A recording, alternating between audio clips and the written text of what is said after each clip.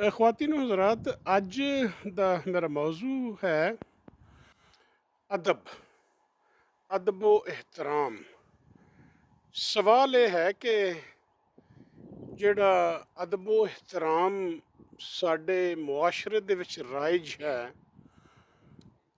क्या ਉਹੀ अदब व एहतराम है जिसकी वाकई तारीफ की गई है कि बड़े दे नाल इस तरह पेश आओ, बजुर्ग दे नाल इस तरह गल करो, बजुर्गों नाल अपने माँ बाप की सेवा करो, उन्हों का अदब व एहतराम करो, अपने उस्तादां का एहतराम करो, अपने दीनी जिहड़े कायदीन ने उन्होंने सारिਆਂ का एहतराम करो, अदब करो। क्या जिहड़ा मुरवजा तरीका कार है, क्या वाकई ਉਹੀ अदब असी कर रहे हैं जिहड़ा कि सानू साडे दीन ने दसिया है, या ਜਿਹੜੇ कुछ स्टैंडर्ड सुनहरी असूल ने कि किसी भी मुआशरे ਦੇ ਵਿੱਚ ਤਾਮੀਰ ਵਾਸਤੇ ਜਿਹੜੇ ਜ਼ਰੂਰੀ ਨੇ ਕਿ ਅਸੀਂ ਉਹ ਅਦਬ एहतराम करने।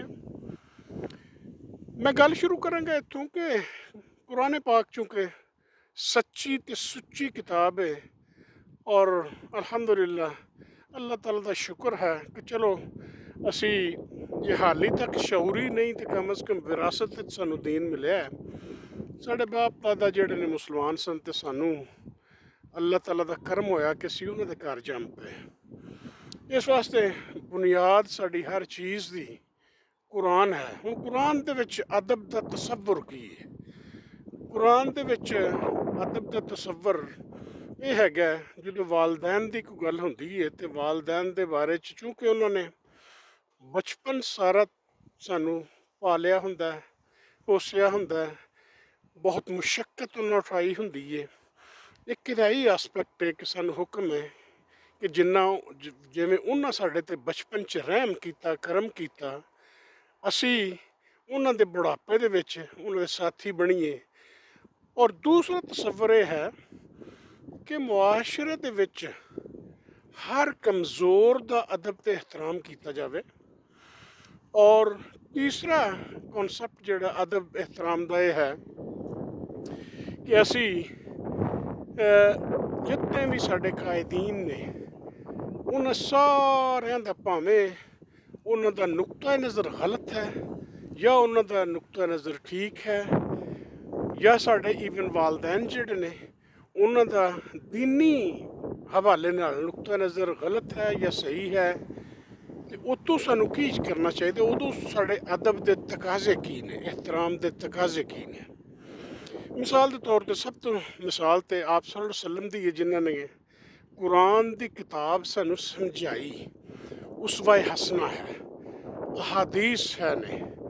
चलो अहादीस बहुत ज़ईफ भी होणगियां, कमज़ोर भी होणगियां, मुत्तफ़िक़ अलैह भी मौजूद ने, सही अहादीस मौजूद ने, वो मजमूए पब्लिश्ड ने जिहदे तमाम मकातबे फ़िक्र का इतफाक है कि यह अहादीस सही अहादीस है ने।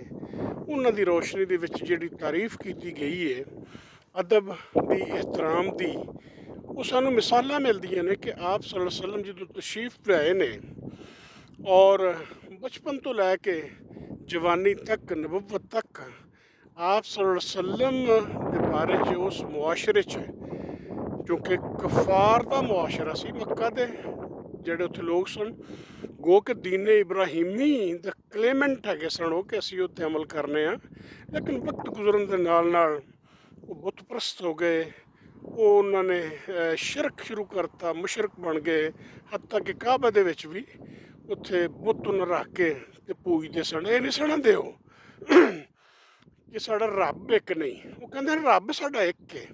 लेकिन ये जोड़े छोटे छोटे असी बना के रखे ने ना, उन्होंने नाँ रखे ने बुतों के, ये कोई मीह वरंदा है तो कोई बदल लिया तो कोई साड़ी फसलां उगांदा है तो कोई सानू यह करदा सानू यह करदा, थल्ले छोटे छोटे खुदा उन्हें बनाए होंदे सन। जिस वे आप सल्लल्लाहु अलैहि वसल्लम तशरीफ लियाए तो उन्होंने 40 साल उन्हें जिंदगी गुजारी, तो सादक यानी सच्चे, ते अमीन यानी अमानतदार, ये शोहरत आप सल्लल्लाहु अलैहि वसल्लम की उस मुआशरे दे विच है सी। तो जो ये शोहरत है सी ना, ਇਹਦਾ ਮਤਲਬ ਹੈ ਕਿ ਤਵੱਕੁ ਕੀਤੀ ਜਾ ਸਕਦੀ ਹੈ ਕਿ ਜੋ ਪੈਗਾਮ ਆਪ ਸੱਲੱਲਾਹੁ ਅਲੈहि ਵਸੱਲਮ ਨੇ ਦੇਣਾ ਸੀ ਤੇ ਉਹਨਾਂ ਕਫਾਰੇ ਮੱਕਾ ਨੂੰ ਮੰਨ ਲੈਣਾ ਚਾਹੀਦਾ ਸੀ ਕਿ ਯਾਰ 40 ਸਾਲ ਸਾਡੇ 'ਚ ਰਹੇ ਨੇ, ਇਹਨਾਂ ਕਦੀ ਝੂਠ ਨਹੀਂ ਬੋਲਿਆ, ਇਹਨਾਂ ਕਦੀ ਅਮਾਨਤ 'ਚ ਖਿਆਨਤ ਨਹੀਂ ਕੀਤੀ। ਅਸੀਂ ਇਹਨਾਂ ਦਾ ਅਦਬ ਤੇ ਇਹਤਰਾਮ ਸਾਨੂੰ ਕਰਨਾ ਚਾਹੀਦਾ ਹੈ, ਜੋ ਕਹਿੰਦੇ ਨੇ, ਜੋ ਫਰਮਾਉਂਦੇ ਨੇ ਆਪ ਸੱਲੱਲਾਹੁ ਅਲੈहि ਵਸੱਲਮ। ਇਸ ਤਰ੍ਹਾਂ ਹੋਇਆ ਨਹੀਂ। ਇਸ ਵਾਸਤੇ ਕਿ ਜਦੋਂ ਆਪ ਸੱਲੱਲਾਹੁ ਅਲੈहि ਵਸੱਲਮ ਨੂੰ ਨਬੂਵਤ ਮਿਲੀ ਤੇ ਆਪ ਸੱਲੱਲਾਹੁ ਅਲੈहि ਵਸੱਲਮ ਨੇ ਉਹਨਾਂ ਨੂੰ ਇਕੱਠਿਆਂ ਕੀਤਾ। ਉਹਦੇ 'ਚ ਆਪਣੇ ਕਬਾਇਲ ਦੇ ਲੋਕ ਵੀ ਸਨ, ਆਪਣੇ ਕਬੀਲੇ ਦੇ ਦੂਸਰੇ ਵੀ ਲੋਕ ਹੈ ਸਨ।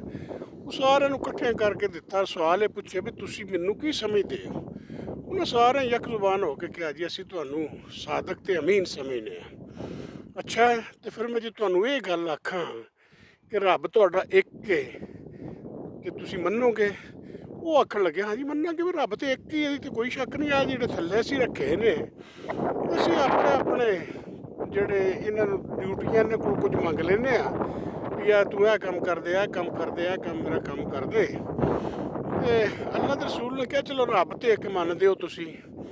ਫਿਰ ਅਸਲ ਇਸ਼ੂ ਇੱਥੇ ਆ ਕੇ ਬਣਿਆ ਕਿ ਜੇ ਤੁਸੀਂ ਇਹ ਮੰਨੋ ਇਸ ਗੱਲ ਨੂੰ ਕਿ ਅੱਲਾ ਦੇ ਰਸੂਲ ਨੇ ਫਰਮਾਇਆ ਕਿ ਤੁਸੀਂ ਇੱਕ ਦਿਨ ਇਸ ਦੁਨੀਆ 'ਚੋਂ ਮਰ ਜਾਣਾ, ਟੁਰ ਜਾਣਾ, ਇਸ ਗੱਲ ਨੂੰ ਵੀ ਉਹ ਮੰਨ ਗਏ ਕਿ ਜੀ ਬਿਲਕੁਲ ਠੀਕ ਹੈ। ਇਸ ਵਾਸਤੇ ਕਿ ਅਸੀਂ ਤਾਂ ਰੋਜ਼ ਵਹਿੰਦੇ ਹਾਂ, ਨਾ ਮੇਰਾ ਪੜਦਾਦਾ, ਨਾ ਮੇਰਾ ਦਾਦਾ, ਨਾ ਮੇਰਾ ਪਿਓ, ਮੇਰਾ ਭਰਾ, ਮੇਰੀਆਂ ਭੈਣਾਂ, ਮੇਰੀ ਮਾਂ, ਚਾਚੀਆਂ, ਤਾਈਆਂ ਸਾਰੀਆਂ ਟੁਰ ਗਈਆਂ ਨੇ।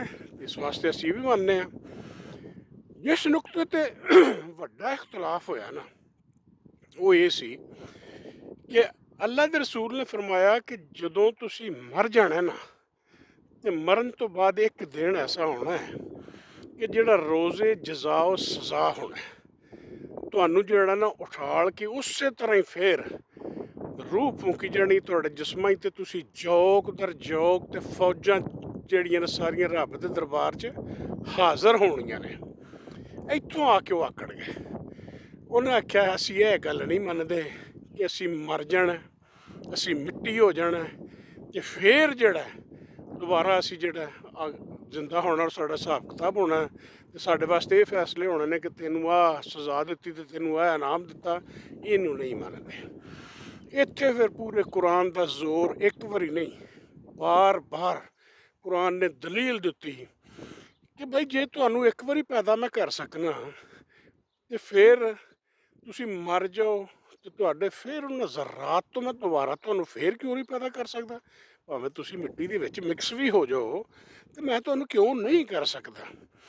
ਇੱਥੇ ਦਲੀਲਾਂ ਚੱਲਦੀਆਂ ਰਹੀਆਂ। ਫਿਰ ਅੱਲਾਹ ਤਾਲਾ ਨੇ ਦਿਨ ਦਾ ਹਵਾਲਾ, ਰਾਤ ਦਾ ਹਵਾਲਾ, ਕਾਇਨਾਤ ਦਾ ਹਵਾਲਾ, ਸੁਬਹ ਦਾ ਹਵਾਲਾ, ਸ਼ਾਮ ਦਾ ਹਵਾਲਾ, ਬਾਰਿਸ਼ ਦਾ ਹਵਾਲਾ, ਸੂਰਜ ਦਾ ਹਵਾਲਾ, ਚੰਨ ਦਾ ਹਵਾਲਾ, ਆਪਣੀ ਹੀ ਮਖਲੂਕਾਤ ਦੇ ਹਵਾਲੇ ਦੇ ਦੱਸਿਆ ਕਿ ਜੇ ਮੈਂ ਇਹ ਕਰ ਸਕਣਾ ਤੇ ਉਹ ਮੇਰੇ ਵਾਸਤੇ ਕਿਹੜਾ ਕੰਮ ਹੈ। ਮੈਂ ਕੁਨ ਕਹਿਣਾ ਤੇ ਫਯਕੂਨ ਹੋ ਜਾਣਾ। ਉਂਝ ਇਹਦੇ ਤੇ ਫਿਰ ਲੜਾਈਆਂ ਸ਼ੁਰੂ ਹੋ ਗਈਆਂ। ਉਹ ਲੜਾਈਆਂ ਸ਼ੁਰੂ ਹੋਣ ਦਾ ਹੁਣ ਇੱਥੇ ਆ ਕੇ ਅਦਬ ਦਾ ਤਕਾਜ਼ਾ ਆਉਂਦਾ। ਹੁਕਮ ਇਹੋ ਹੀ ਸੀ, ਆਪਣੇ ਮਾਂ ਬਾਪ ਤੇ ਆਪਣੇ ਵੱਡਿਆਂ ਦਾ, ਬਜ਼ੁਰਗਾਂ ਦਾ ਅਦਬ ਕਰੋ, ਇਹਤਰਾਮ ਕਰੋ।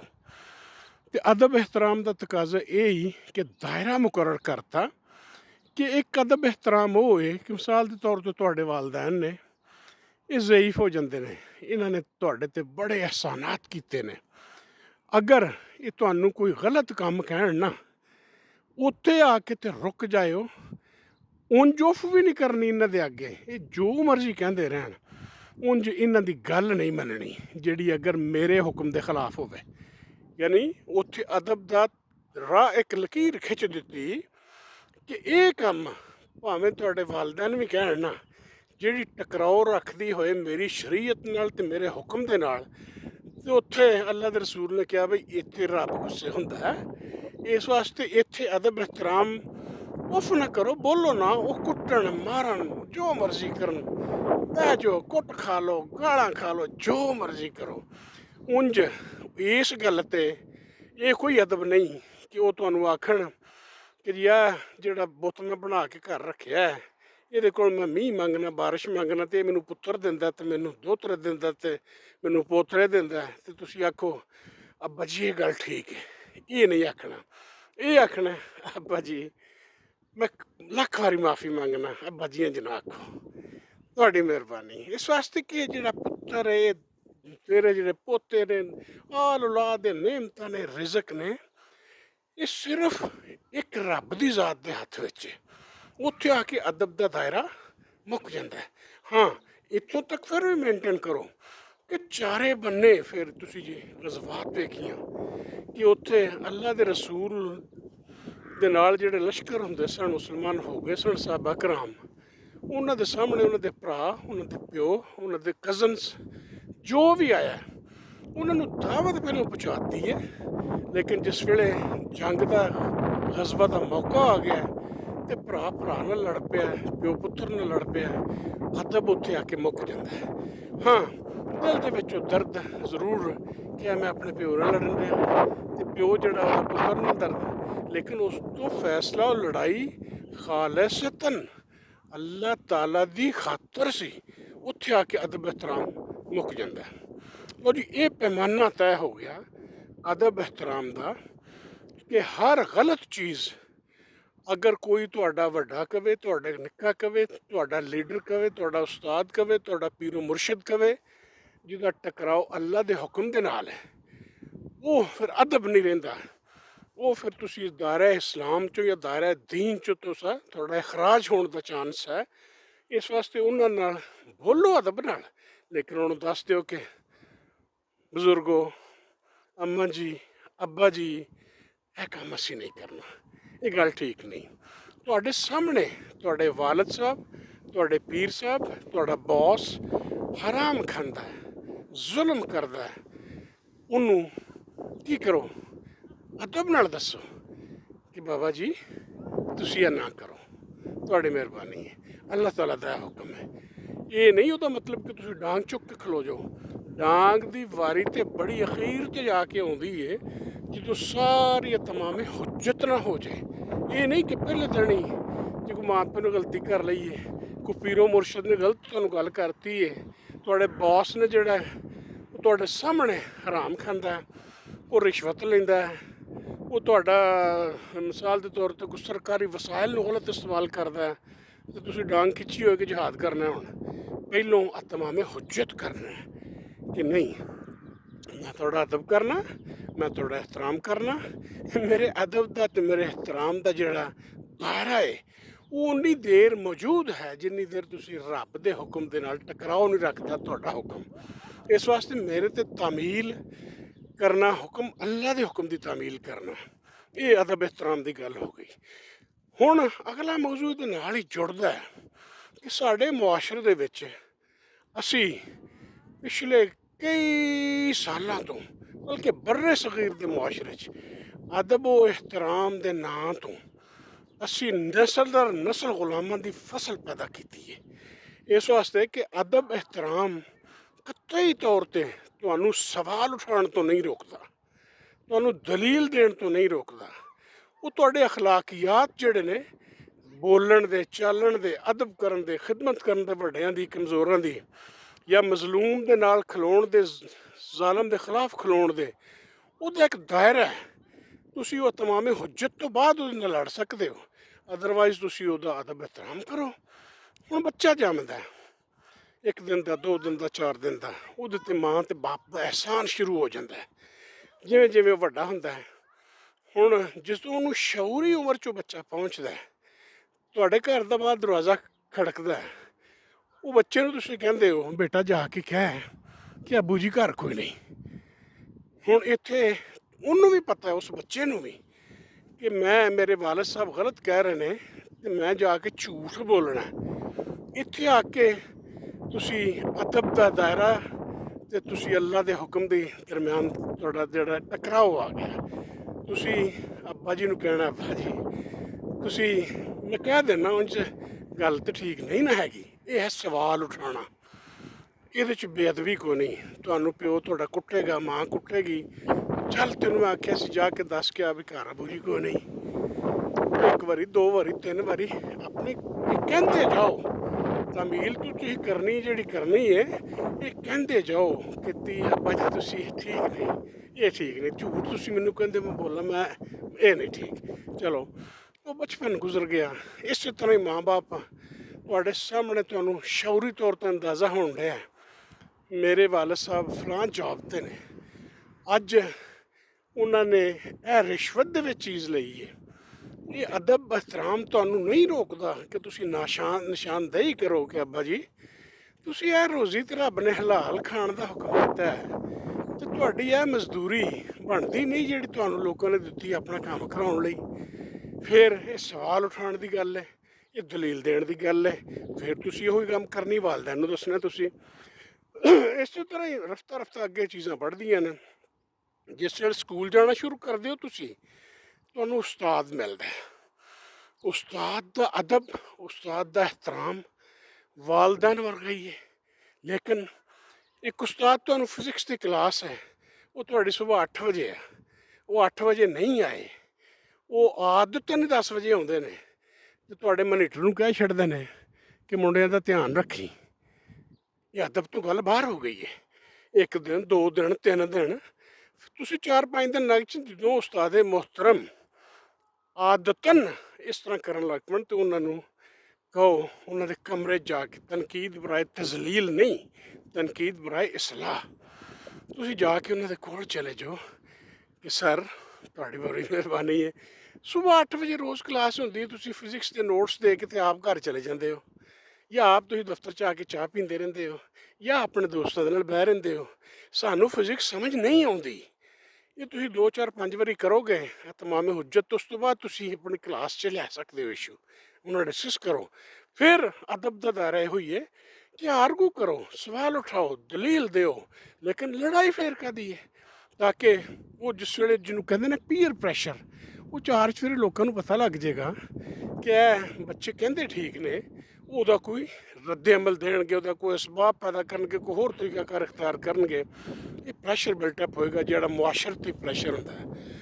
ਪੜ੍ਹ ਲਿਆ ਤੁਸੀਂ, ਤੁਸੀਂ ਪ੍ਰੈਕਟੀਕਲ ਆ ਗਏ ਤੁਹਾਡੇ FSC ਦੇ, ਉੱਥੇ ਆ ਕੇ ਤੁਹਾਡੇ ਅੱਬੂ ਕਹਿੰਦੇ ਨੇ ਕਿ ਪੁੱਤਰ ਚੱਲ ਮੈਂ ਤੇਰੇ ਨਾਲ ਚੱਲਣਾ, ਤੇ ਮਾਸਟਰ ਸਾਹਿਬ ਨੂੰ ਫਲਾਣੇ ਕੋਲ ਮੈਂ ਘੁਆਇਆ ਹੈ, ਤੇ ਤੇਰੇ ਫਿਜ਼ਿਕਸ ਦੇ ਪ੍ਰੈਕਟੀਕਲ ਦੇ ਨੰਬਰ ਚੰਗੇ ਲੱਗ ਜਾਣਗੇ, ਜਾਂ ਕੈਮਿਸਟਰੀ ਦੇ ਚੰਗੇ, ਜਾਂ ਬਾਇਓਲੋਜੀ ਦੇ ਲੱਗ ਜਾਣਗੇ। ਤੁਸੀਂ ਕਹਿ ਸਕਦੇ ਹੋ ਅੱਬੂ ਜੀ ਇਹੋ ਹੀ ਤਾਂ ਹਰਾਮ ਹੈ, ਨਾ ਕਰੋ ਇਸ ਤਰ੍ਹਾਂ। ਮੈਂ ਫੇਲ ਹੋ ਜਾ, ਮੈਂ ਪਾਸ ਹੋ ਜਾ, ਮੈਂ ਬੜਾ ਪੜ੍ਹਿਆ, ਮੈਂ ਬੜੀ ਮਿਹਨਤ ਕੀਤੀ ਹੈ, ਤੁਸੀਂ ਨਹੀਂ ਜਾਣਾ ਨਾਲ। ਉਹ ਤੁਹਾਡੇ ਨਾਲ ਬਜ਼ਿੱਦ ਹੁੰਦੇ ਨੇ ਕਿ ਤੈਨੂੰ ਉੱਲੂਆ ਪਤਾ ਹੀ ਨਹੀਂ ਇਸ ਗੱਲ ਦਾ ਕਿ ਕੱਲ੍ਹ ਨੂੰ ਮੈਡੀਕਲ 'ਚ ਤੂੰ ਦਾਖਲਾ ਲੈਣਾ, ਤੇ ਮੈਡੀਕਲ 'ਚ ਦਾਖਲਾ ਲੈਣਾ ਤੇ ਤੇਰੇ ਨੰਬਰ ਇੰਨੇ ਆਉਣੇ ਨੇ, ਉਹਨਾਂ ਨੰਬਰਾਂ ਦਾ ਤੂੰ ਦਾਖਲ ਹੋ ਸਕਣਾ ਹੀ ਨਹੀਂ। ਉਹ ਫਿਰ ਲੈ ਕੇ ਬਹਿ ਜਾਂਦਾ ਇਸ ਗੱਲ ਨੂੰ। ਉਹ ਕਹਿੰਦਾ ਕਿ ਤੁਸੀਂ ਕਰੋ ਇਸ ਤਰ੍ਹਾਂ। ਇਸ ਵਾਸਤੇ ਕਿ ਅੱਲਾ ਦਾ ਹੁਕਮ ਹੈ ਕਿ ਮੈਂ ਅਦਰ ਦਿਨ ਮੈਰਿਟ ਕਿਸੇ ਦਾ ਹੱਕ ਹੀ ਮਾਰਾਂਗਾ ਨਾ, ਫਿਰ ਜਿਹੜਾ ਮੈਂ ਨੰਬਰ ਲਵਾ ਲਾਂਗਾ, ਤੇ ਜਿਹਦਾ ਪਿਓ ਚਾਚਾ ਤਾਇਆ ਜਿਹਦਾ ਕੋਈ ਵਾਕਫ ਨਹੀਂ, ਇਹਦਾ ਮਤਲਬ ਹੈ ਉਹਦੇ ਨੰਬਰ ਤਾਂ ਪ੍ਰੈਕਟੀਕਲ 'ਚ ਨਹੀਂ ਲੱਗਣਗੇ। ਖੈਰ ਉਹ ਵੀ ਤੁਸੀਂ ਨਿਸ਼ਾਨਦੇਹੀ ਕਰਤੀ, ਸਵਾਲ ਉਠਾਇਆ, ਬਹੁਤ ਅੱਛਾ ਕੀਤਾ।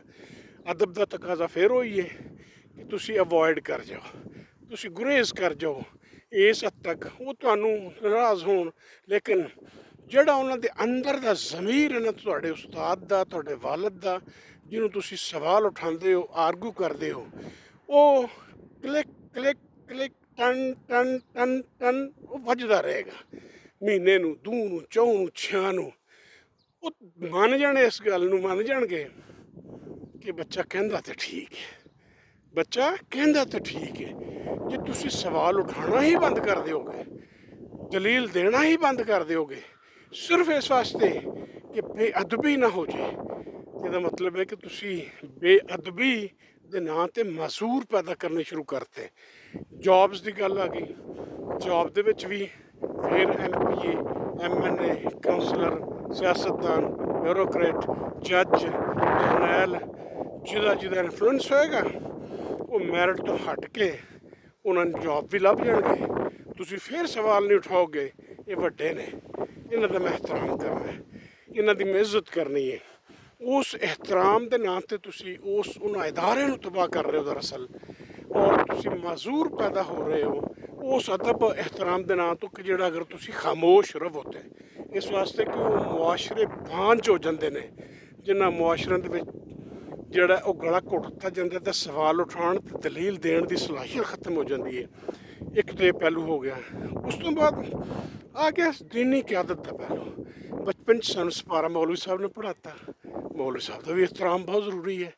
ਉੱਥੇ ਵੀ ਅਗਰ ਤੁਸੀਂ ਸਮਝਦੇ ਹੋ ਕਿ ਮੌਲਵੀ ਸਾਹਿਬ ਜਿਹੜੇ ਨੇ ਉਹ ਅੱਲਾ ਦੇ ਨਿਜ਼ਾਮ ਦੇ ਟਕਰਾਓ ਦੇ ਕੇਸ ਨੇ, ਸਵਾਲ ਜ਼ਰੂਰ ਉਠਾਓ, ਦਲੀਲ ਜ਼ਰੂਰ ਦਿਓ, ਔਰ ਇਹਦੇ ਵਾਸਤੇ ਤੁਹਾਨੂੰ ਵਕਤੀ ਤੌਰ ਤੇ ਤੰਗੀਆਂ ਤਕਲੀਫਾਂ ਵੀ ਆਉਣਗੀਆਂ, ਲੇਕਿਨ ਇੱਕ ਐਸੀ ਫਸਲ ਕਾਸ਼ ਤੁਸੀਂ ਕਰ ਰਹੇ ਹੋ, ਉਹਦਾ ਹਿੱਸਾ ਬਣ ਰਹੇ ਹੋ, ਜਿਹੜੀ ਕਿ ਦੂਰਸ ਨਤਾਇਜ ਦੇ ਹੋਣਗੇ। ਅਗਰ ਇਹ ਸਵਾਲ ਉਠਾਉਣ ਦਲੀਲ ਦੇਣ ਦੀ ਗੁੰਜਾਇਸ਼ ਪਿਛਲੇ 100-200 ਸਾਲ 'ਚ ਰੱਖੀ ਗਈ ਹੁੰਦੀ ਬਰਰੇ ਸਗੀਰ ਦੇ ਮੁਆਸ਼ਰੇ 'ਚ, ਅੱਜ ਸਾਡੇ ਮੁਆਸ਼ਰੇ ਵੀ ਤਰੱਕੀ ਯਾਫਤਾ ਮੁਆਸ਼ਰੇ ਹੁੰਦੇ, ਤਰੱਕੀ ਪਜ਼ੀਰ ਨਾ ਹੁੰਦੇ। ਜ਼ਾਲਮ ਜਿਹੜੇ ਨੇ ਉਹ ਜ਼ੁਲਮ ਤੋਂ ਹਟ ਜਾਂਦੇ। ਅਦਰ ਦੈਨ ਮੈਰਿਟ ਲੋਕੀ ਜਿਹੜੇ ਕੰਮ ਕਰਦੇ ਨੇ ਉਹ ਮੈਰਿਟ 'ਤੇ ਅਮਲ ਕਰਨ 'ਤੇ ਮਜਬੂਰ ਹੋ ਜਾਂਦੇ। ਔਰ ਇਸੇ ਤਰ੍ਹਾਂ ਹੀ ਫਿਰ ਕਿਉਂਕਿ ਤਸਵੁਫ, ਫਿਰ ਅੱਗੇ ਤਕਲੀਦ, ਮੁਕੱਲਦ ਜਾਂ ਗੈਰ ਮੁਕੱਲਦ ਦੇ ਰੌਲੇ, ਇਹ ਸਾਰੀਆਂ ਚੀਜ਼ਾਂ ਆਉਂਦੀਆਂ ਨੇ। ਪੀਰ ਮੁਰਸ਼ਦ ਜਿਹੜਾ ਸ਼ਰੀਅਤ 'ਤੇ ਪਾਬੰਦ ਹੈ, ਉਸ ਤੋਂ ਵੱਡਾ ਕਿਹੜਾ ਕੰਮ ਹੈ ਯਾਰ? ਉਹ ਬੜੀ ਗੱਲ ਹੈ ਉਹ। ਲੇਕਿਨ ਪੈਮਾਨਾ ਤੁਸੀਂ ਉਹੀ ਰੱਖਣਾ ਕਿ ਆ ਪੀਰੇ ਮੁਹਤਰਮ ਅੱਲਾਹ ਤਾਲਾ ਦੇ ਦਿੱਤੇ ਹੋਏ ਜਿਹੜੇ ਪੈਮਾਨੇ ਨੇ ਅਦਬ ਦੇ, ਇਤਰਾਮ ਦੇ, ਵੀ ਕਿ ਅੱਲਾਹ ਦੇ ਹੁਕਮ ਦੀ ਉਹ ਤਾਮੀਲ ਬਜ਼ਾਤੇ ਖੁਦ ਕਰ ਰਹੇ ਨੇ, ਜਾਂ ਉਹ ਮਿਸਾਲ ਦੇ ਤੌਰ 'ਤੇ ਤੁਸੀਂ ਕਹਿੰਦੇ ਜੀ ਕਿ ਫਲਾਣੇ ਗੱਦੀ ਨਸ਼ੀਨ ਨੇ, ਉੱਥੇ ਚੰਦਾ ਅਸੀਂ ਪਾਉਂਦੇ ਹਾਂ, ਲੱਖਾਂ ਤੇ ਕਰੋੜਾਂ ਵਿੱਚ ਉਹ ਚੰਦਾ ਜਮ੍ਹਾਂ ਹੋ ਜਾਂਦਾ ਹੈ। ਉਹ ਲੱਖਾਂ ਤੇ ਕਰੋੜਾਂ ਲੋਕੀ ਅਦਬ ਦੇ ਨਾਂ ਤੋਂ ਦੇ ਕੇ ਜਾਂਦੇ ਨੇ, ਇhtਰਾਮ ਦੇ ਨਾਂ ਤੋਂ ਦੇ ਕੇ ਜਾਂਦੇ ਨੇ, ਲੇਕਿਨ ਉਹ ਪੈਸਾ ਕਿੱਥੇ ਇਸਤੇਮਾਲ ਹੁੰਦਾ ਹੈ? ਉਹ ਕਿਆ ਉਹਦੀ ਜ਼ਾਤੀਆਤ ਦੇ ਗੱਦੀ ਨਸ਼ੀਨ ਸਾਹਿਬ ਦੇ ਹੁੰਦਾ ਹੈ? ਉਹ ਪੀਰੋ ਮੁਰਸ਼ਦ ਦੀ ਜ਼ਾਤੀਆਤ 'ਤੇ ਇਸਤੇਮਾਲ ਹੁੰਦਾ ਹੈ, ਜਾਂ ਫਲਾਏ ਆਮਨ 'ਚ ਇਸਤੇਮਾਲ ਹੁੰਦਾ ਹੈ, ਜਾਂ ਉਹਦੇ ਉੱਤੇ ਸਵਾਲ ਉਠਾਇਆ ਜਾ ਸਕਦਾ ਹੈ ਕਿ ਇਸ ਦਰਬਾਰ 'ਤੇ ਇੰਨੇ ਕਰੋੜ ਰੁਪਇਆ ਜਮ੍ਹਾਂ ਹੋਇਆ ਜਾਂ ਇੰਨੇ ਲੱਖ ਰੁਪਇਆ ਜਮ੍ਹਾਂ ਹੋਇਆ। ਇਹ ਜਨਾਬ ਇਹਦਾ ਕੋਈ ਸਾਲਾਨਾ ਅੱਜ ਕੱਲ੍ਹ ਦਾ ਦੌਰ ਹੈ, ਕੋਈ ਇਹਦਾ ਆਡਿਟ ਰਿਪੋਰਟ, ਕੋਈ ਇਹਦੇ ਸਾਹਮਣੇ ਹਿਸਾਬ ਕਿਤਾਬ ਮੁਰੀਦੈਨ ਨੂੰ ਇੱਥੇ ਬਾਹਰ ਟਰਾਂਸਪੇਰੈਂਟ ਹੋਏ, ਕਿਤੇ ਵੈਬਸਾਈਟ 'ਤੇ ਲੱਗਾ ਹੋਵੇ, ਇਹ ਤਾਂ ਨਹੀਂ ਹੈ। ਅਤੇ ਜੇ ਨਹੀਂ ਹੈ, ਸਵਾਲ ਫਿਰ ਮੁਰੀਦਾਂ ਨੇ ਉਠਾਉਣਾ। ਅਗਰ ਮੁਰੀਦ ਸਵਾਲ ਨਹੀਂ ਉਠਾਉਣਗੇ ਤੇ ਪੀਰੇ ਮੁਹਤਰਮ ਇਹ ਕੰਮ ਜਾਰੀ ਰੱਖਣਗੇ। ਫਿਰ ਉਹ ਗੱਲ ਵੀ ਲੜਾਈ ਕਾਹਦੀ? ਲੜਾਈ ਇੱਕੋ ਗੱਲ ਦੀ ਹੈ ਕਿ ਪੀਰੇ ਮੁਹਤਰਮ ਇਹ ਮੇਰੇ ਰੱਬ ਦਾ ਹੁਕਮ ਹੈ, ਇਹ ਤੁਹਾਡਾ ਹੁਕਮ ਹੈ। ਹੁਣ ਤੁਸੀਂ ਦੱਸੋ ਮੈਂ ਤੁਹਾਡਾ ਹੁਕਮ ਮੰਨਾਂ ਕਿ ਮੈਂ ਰੱਬ ਦਾ ਹੁਕਮ ਮੰਨਾਂ? ਅਤੇ ਜੇ ਪੀਰ ਸਾਹਿਬ ਕਹਿੰਦੇ ਨੇ ਕਿ ਰੱਬ ਦਾ ਮੰਨ, ਤਾਂ ਫਿਰ ਸਵਾਲ ਪੁੱਛੀ ਰੱਖੋ ਤੇ ਦਲੀਲਾਂ ਦੇ